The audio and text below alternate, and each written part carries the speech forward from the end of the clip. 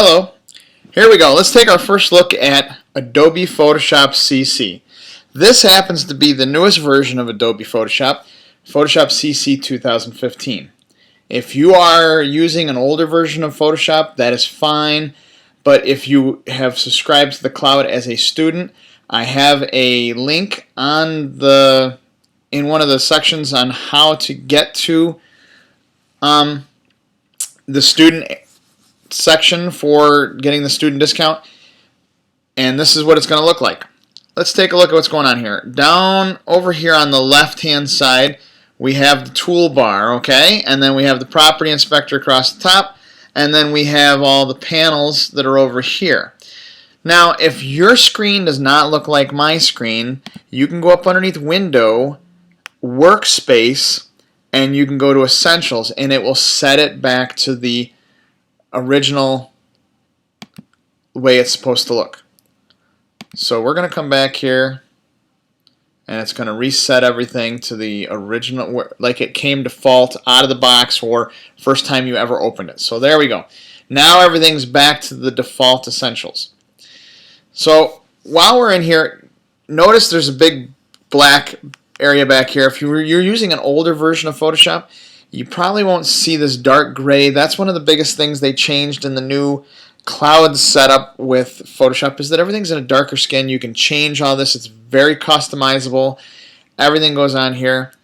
If we want, over here in the menu bar, if you click on this little double arrow, it will take the menu bar to a double two-column toolbar.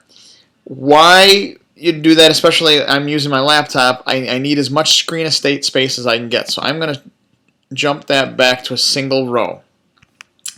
Over here we have a bunch of panels that are already up and running in here.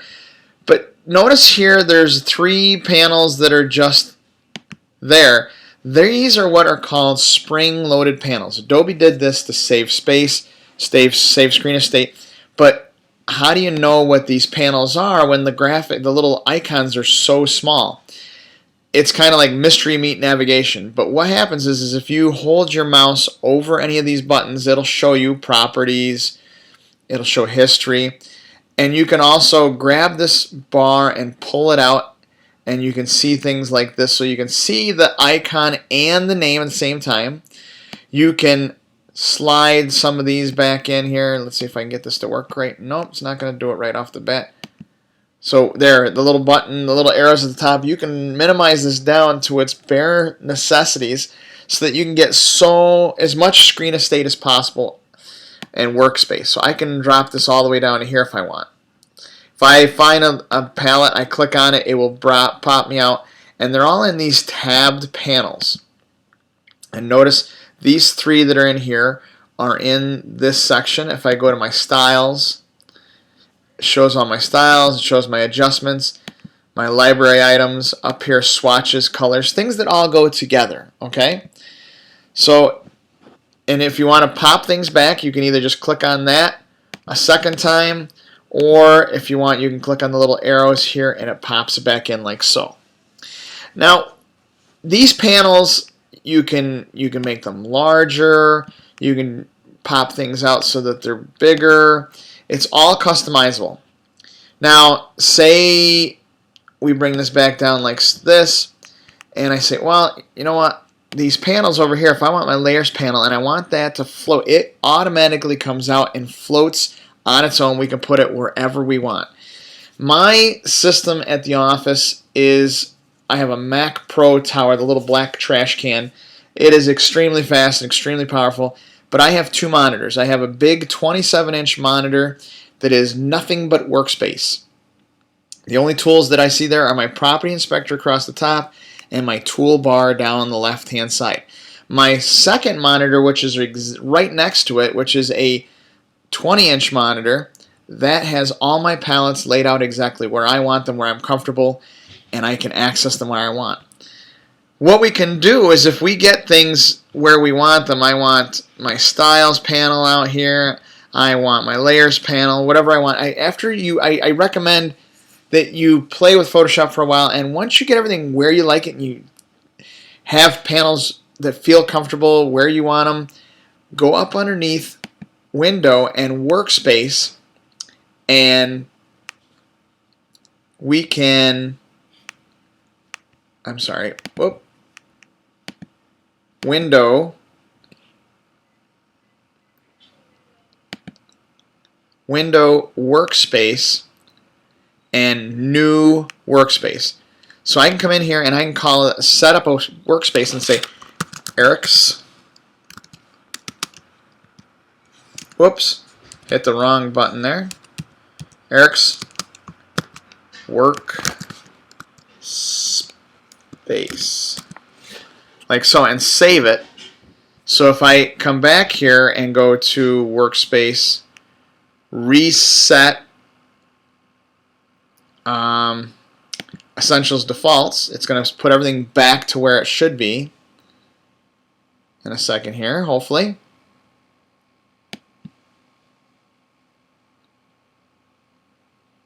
Workspace, reset essentials, there we go, goes back, and then if somebody got on my computer and moved some things around, I didn't like it, I can go up to window, workspace, and Eric's workspace, and it will set everything back the way I had it. That's always a nice thing to know, a nice thing to have. I hate it when people move my palettes around. I get comfortable the way things are. Working efficiently in Photoshop is working comfortable in Photoshop. Okay? Time is money. Money's time. You've got deadlines to meet.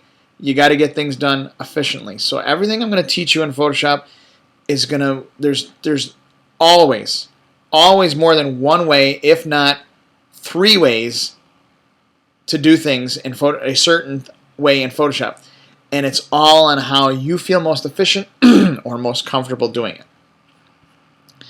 So I'm going to come in here and I'm going to reset this workspace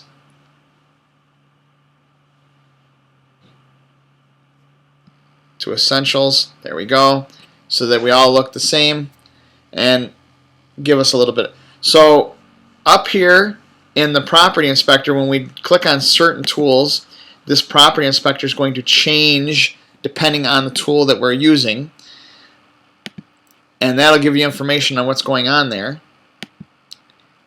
Click on the text tool, it's going to give you different, your font size. There's also windows over here. We can find anything you want in here. If you go to window, character, and anytime there are a ton of panels, and if you can't find a panel, all you have to do is come down here and click on that info in your window, and if it's not checked, even if you can't see it, when it's not checked, so I'm going to come back and I'm going to go to color again, it's going to pop it right up to the front so that you can see it there.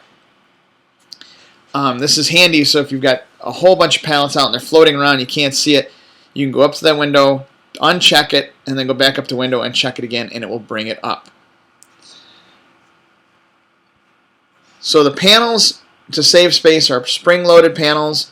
We can change our toolbar from a single bar to a double bar. We know that the property inspector is content sensitive, so everything we click on over here will change and update with whatever tool we're in, so there's other tools.